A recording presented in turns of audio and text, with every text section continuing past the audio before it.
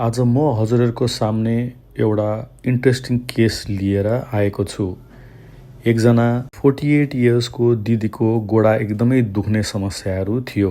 लगभग 1 देखि 1.5 वर्षदेखिबाट उहाँलाई एकदमै दुखिरहेको थियो।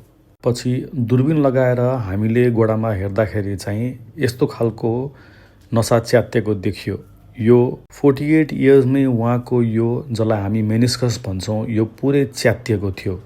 हड्डी र हड्डीको बीचको भागमा एउटा कुसन जस्तो चिज हुन्छ जसलाई चाहिँ हामीले मेनिस्कस भन्छौँ। त्यो चाहिँ उहाँ दिदीको पुरै च्यात्तेको थियो। यो नसा च्यात्तेको कारणले गर्दाखेरि दिदीलाई चाहिँ एकदमै दुखिरहेको थियो।